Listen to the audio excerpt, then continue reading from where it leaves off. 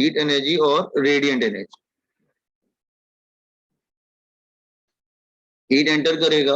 अच्छा, conical projection क्यों बनाएंगे? ताकि रिफ्लेक्ट होके वापस ना जाता। तो ये एब्जॉर्ब होगा, फिर से रिफ्लेक्ट होगा, अगेन इट गेट एब्जॉर्ब, फिर रिफ्लेक्ट होगा, again it get absorb, again it get reflected, फिर से एब्जॉर्ब हो जाएगा, अगेन इट विल रिफ्लेक्टेड। वो अंदर मल्टीपल रिफ्लेक्शन होता रहेगा till it completely absorb.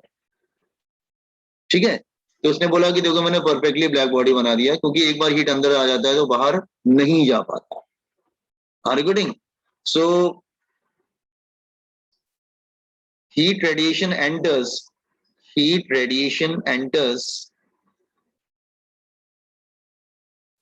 suffers multiple reflection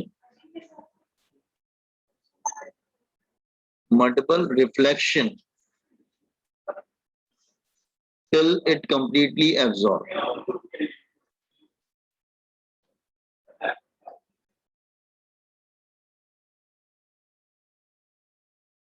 तो उसने बताया कि देखो मैंने एक परफेक्टली ब्लैक बॉडी ऐसे बना लिया, जैसी जगह थोड़ा कम रखना है, स्पेस। तो are you getting? Ferry's black body समझ में आया?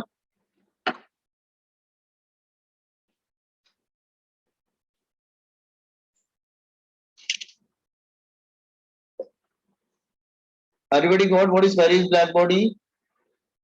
Yes, sir. हाँ, अच्छा।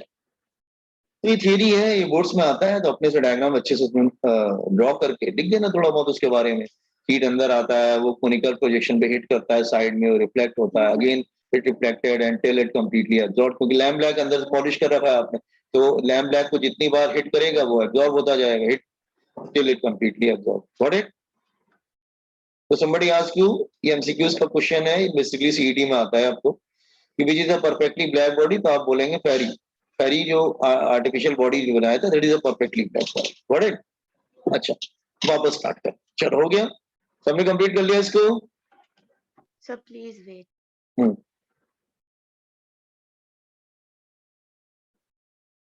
And by 12th standard book, because मैं अगले 3-4 टॉपिक जो 12th का पढ़ाने वाला हूं।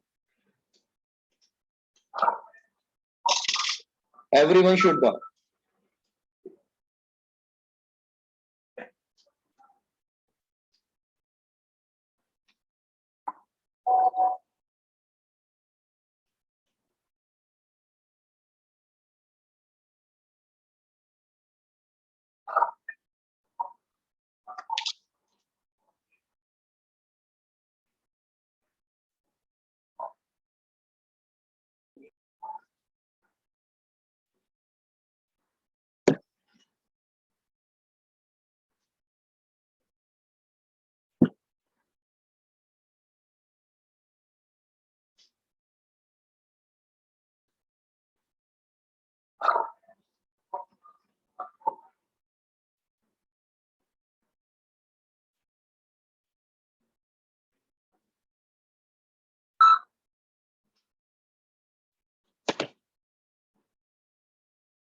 Okay.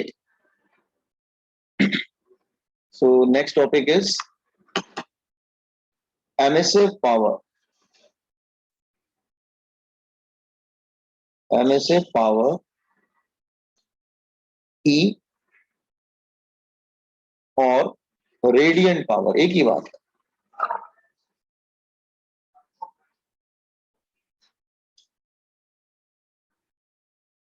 रेडिएंट पावर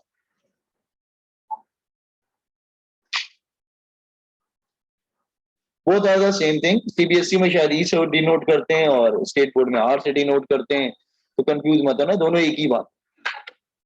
तो बोर्ड टू बोर्ड सिंबल वगैरह वेरी करते हैं, but don't get confuse, you should know कि ई और आर दोनों सेम होता है। Is it clear what I am saying?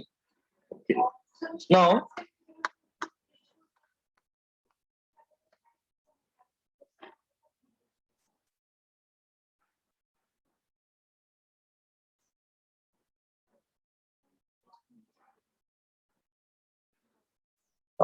मैं स्टार्ट करूं क्या? Yes, sir. Okay. Now, let's say this is any body, ये कोई बॉडी है लेट्स से, और इसका ए जो है वो सरफेस एरिया है,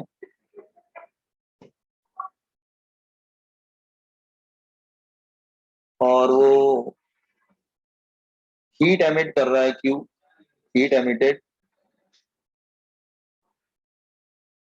वो इसका टेम्परेचर बहुत ज्यादा था तो हीट एमिट कर रहा है।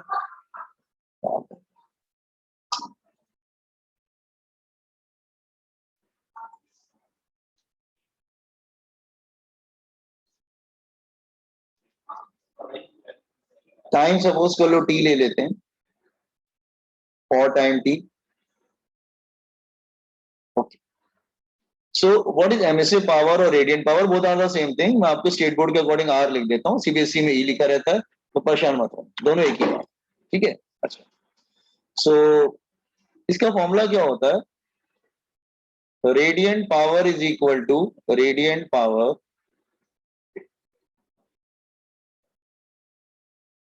हीट एनर्जी एमिटेड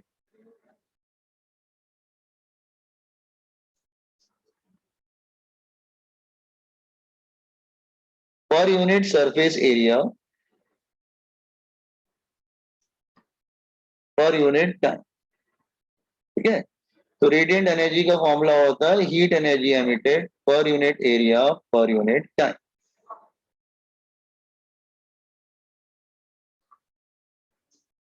तो इसकी डेफिनेशन क्या होगी? What is the definition? Radiant power of a body at a given temperature is defined as radiant power of a body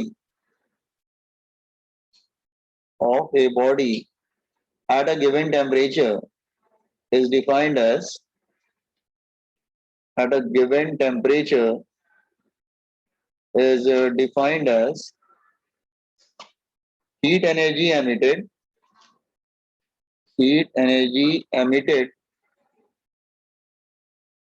per unit area per unit time। ये इसकी definition, ठीक है। सो इसकी SI unit क्या होगी? SI unit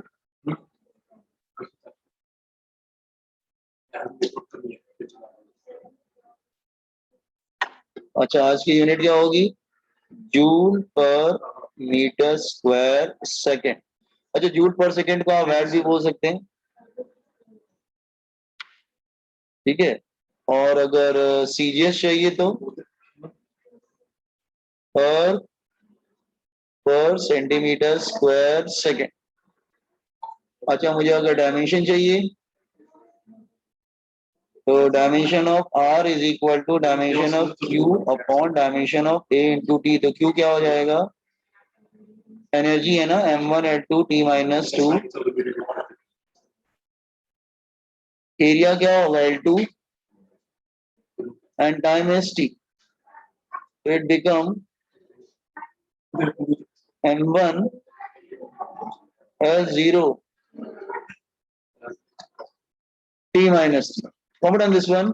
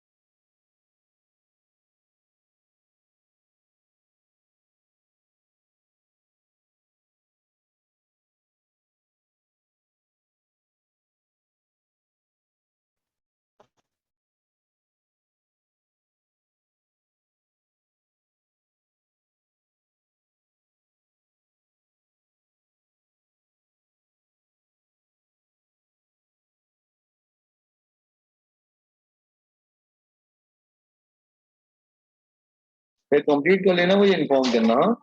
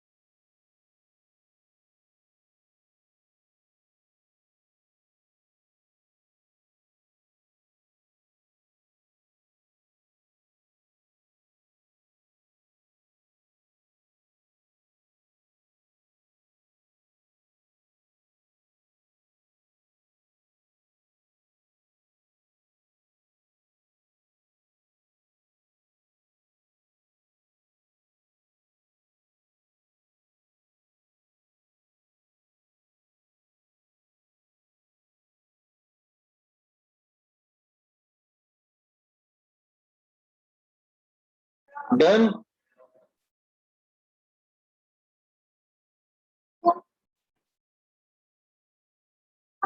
Done, sir.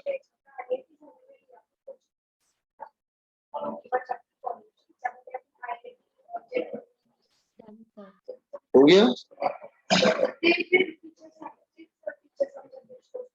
Yes, sir. Okay, now just wait, मैं proceed कर रहा हूँ।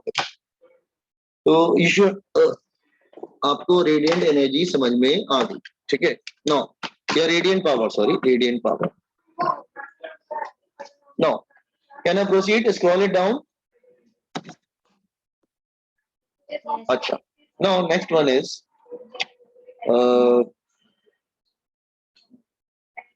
next topic is coefficient of emission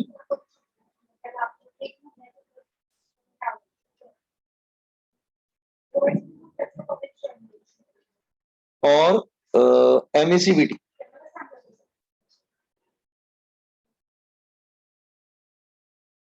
और emissivity।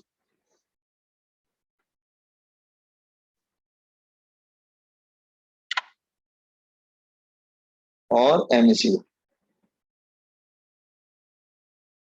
एक्चुअली ध्यान से समझो मैं क्या बोल रहा हूँ। Listen properly my words. A very good absorber is a very good emitter. जो सब्सटेंस बहुत अच्छा एब्जॉर्बर होता है, वो सब्सटेंस बहुत अच्छा एमिटर भी होता है। ठीक है, मैं समझा रहा हूँ, जैसे मैं उसको समझाने की कोशिश कर रहा हूँ। देखिए, let me make you understand, मैं समझाता हूँ। जो गुड एब्जॉर्बर होगा,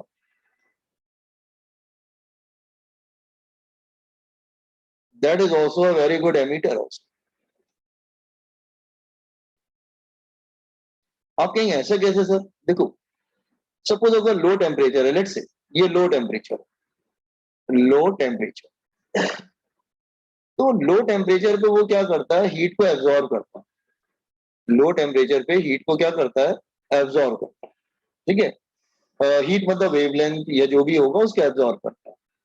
ठीक है, सपोज वेवलेंथ λ1, λ2, λ3 एब्जॉर्ब किया। लाइट की वेवलेंथ होती है, हीट की भी वेवलेंथ होती है, इंफ्रारेड की भी वेवलेंथ होती है, एब्जॉर्ब करता है। लेकिन जब हाई टेम्परेचर होता है ना, तो जो उसने पहले एब्जॉर्ब किया होता है उसी को वो एमिट भी कर देता है। इसका मतलब जो बहुत अच्छा एब्जॉर्बर होगा वो बहुत अच्छा एमिटर भी होगा। आर गुड इवन सिंह, ये बात क्लियर हुआ कि नहीं? जो very good absorber is a very good emitter. Is it clear to everyone? आप एग्री है ना स्टेटमेंट से? Yes, sir. ठीक है ना, जो बहुत अच्छा एब्जॉर्वर होगा बहुत अच्छा एमीटर होगा। अच्छा, ये जो है ना, ये आपके स्टूडेंट्स लाइफ में भी वैलिड होता है। जो बच्चे ना, राइट नाउ आप क्या कर रहे हैं? राइट नाउ आप नॉलेज को एब्जॉर्व कर रहे हो। तो कोई स्टूडेंट होता है, पहले वो पढ़ाई करता है 2 साल तक, नॉलेज को एब्जॉर्व करता है, और जब एग्जाम का टाइम आता है ना फाइनल, तो वो उसको एमिट करता है। तो जो बच्चा नॉलेज का बहुत अच्छा एब्जॉर्वर होगा, वो बच्चा नॉलेज का बहुत अच्छा एमिटर भी होगा। अगर आप पढ़ाई नहीं करेंगे तो आप एमिट भी नहीं कर पाएंगे फिर उसको। आर गुड इवन सिंह, तो कहने का मतलब very good absorber is a very good emitter. ये बात क्लियर हुआ ना? इसका मतलब ब्लैक बॉडी तो बहुत अच्छा एब्जॉर्वर होता है, तो इसका मतलब ब्लैक बॉडी बहुत अच्छा एमिटर भी होता है। Are you getting? तो black body is a very good emitter and black body is a very good absorber. जो एब्जॉर्व करेगा वही एमिट करेगा, जो पढ़ाई करेगा वही एग्जाम में कर पाएगा। जी क्लियर? ये बात ध्यान रखना। ओके, सो जब भी हम किसी एक बच्चे को दूसरे से कंपेयर करते हैं, तो किस किस रेफरेंस में कंपेयर करते हैं? ऑफकोर्स पढ़ाई को लेके ही कंपेयर करते हैं, वैसे करना नहीं चाहिए, लेकिन आजकल लोग पेरेंट्स करते ही पढ़ाई को लेके। तो हम किससे कंपेयर करते हैं? जो बेस्ट होता है उससे कंपेयर करते हैं। तो ब्लैक बॉडी जो है वो बेस्ट है। Black body is a very good absorber and perfect absorber and perfect emitter. ठीक है? तो हम क्या करते हैं? एमिसिविटी क्या है? कंपैरिजन है बेसिकली। हम दो रेडियंट पावर को कंपेयर करते हैं, एक ऑर्डिनरी बॉडी को और एक ब्लैक बॉडी को। B for black body. तो you can say it's a radiant power of ordinary body, radiant power of ordinary body. कोई ऑर्डिनरी बॉडी मतलब ऑर्डिनरी चाइल्ड है ये, ओके, ऑफ ऑर्डिनरी बॉडी। ठीक है? और ये क्या है? ये एक परफेक्टली ब्लैक बॉडी, मतलब ये बहुत ही अच्छा बच्चा है, तो radiant power of perfectly black body, B for black body. जो बी लिखा है नीचे वो ब्लैक बॉडी बनाता है, radiant power of black body. इसका मतलब एक कंपैरिजन है ऑफ ब्लैक बॉडी। इसका मतलब आप दो बॉडी की रेडियंट पावर को कंपेयर कर रहे हैं, एक वो जो बेस्ट है और एक वो जो ऑर्डिनरी है। इसके रेशियो को हम लोग एमिसिविटी को, आर्गुटिंग। तो एमिसिविटी क्या है? वो रेशियो है। किसका रेशियो है? दो पावर का रेशियो, ऑर्डिनरी और बेस्ट। मतलब रेशियो का मतलब क्या होता है? कंपैरिजन। तो आप ऑर्डिनरी बॉडी को ब्लैक बॉडी से कंपेयर कर रहे हैं, ठीक है ना? सो एमिसिविटी क्या है? जस्ट हियर, इसकी डेफिनेशन क्या बनेगी? जस्ट हियर इसकी डेफिनेशन क्या बनेगी? हाँ, emissivity is defined as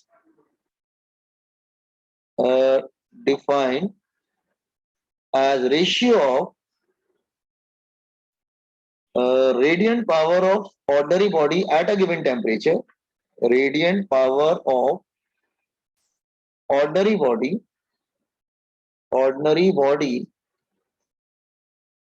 at a given temperature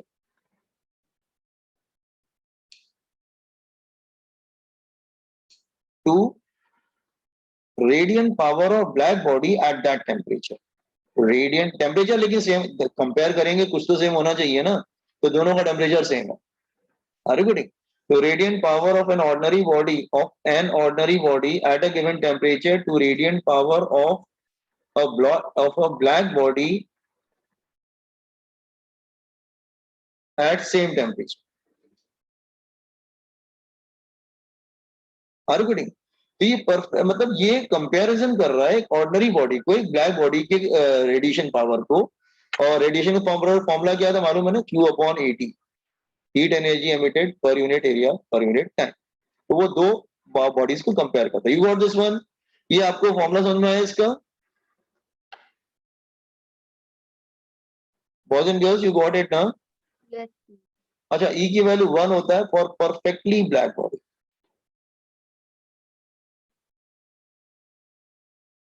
black body. E का वैल्यू 0 होता है फॉर परफेक्ट रिफ्लेक्टर।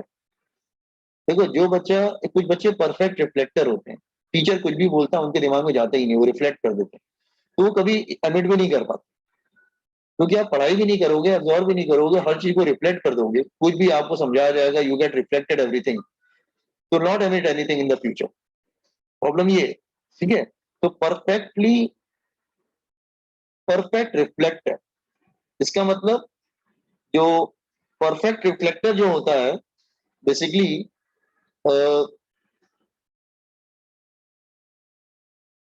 लो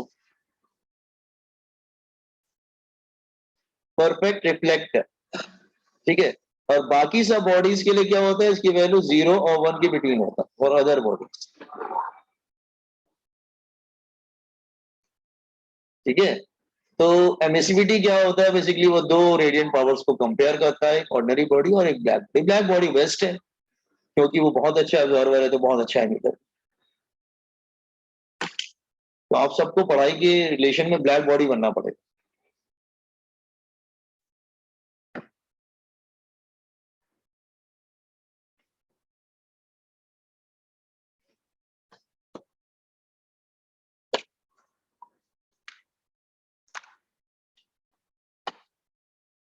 तो न्यूमेरिकल करके सेम है, याद रखना ई की वैल्यू 1 होती है।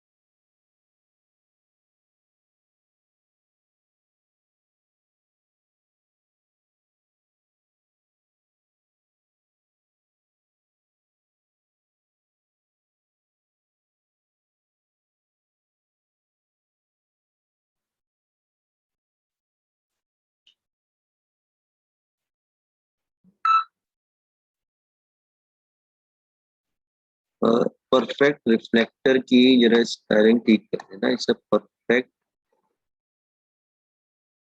रिफ्लेक्टर। रिफ्लेक्टर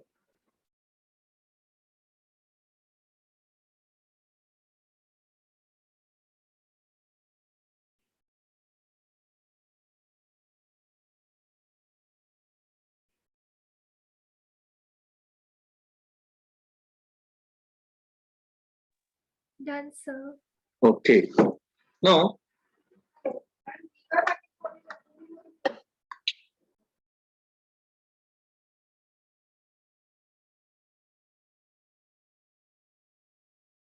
जैसे ये किरचॉफ्स लॉ, किरचॉफ्स लॉ छोटा सा लॉ है।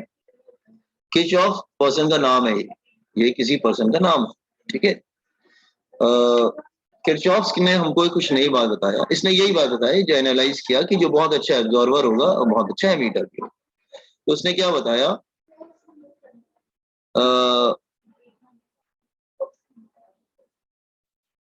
Coefficient of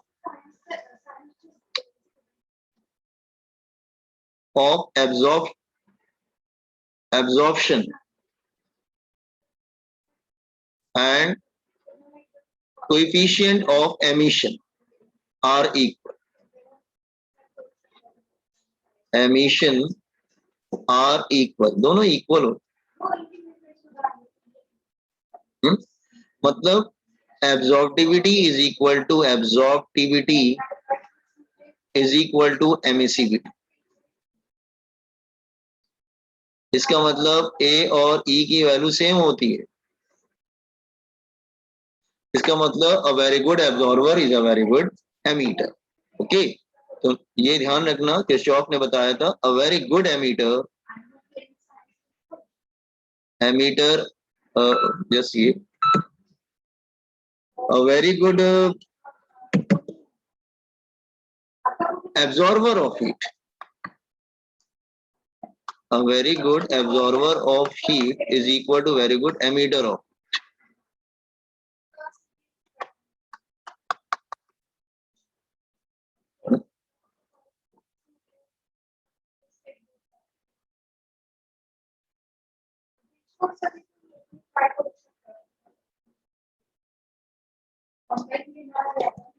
A very good, लिख लीजिए, a very good absorber of heat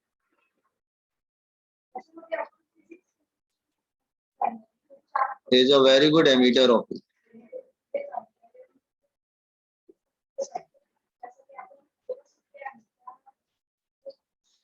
आज हम लोग यहीं पर एंड करेंगे, ठीक है। सो आप लोग खाना ना खा लीजिए, 1 बजे आपका लेक्चर होगा, ठीक है। कल कंटिन्यू करते हैं, ओके। चल bye, just copy and exit. Thank you, sir. Thank you very much, thank you everyone, Thank you, sir. Thank you. Thank you, sir. Thank you, sir.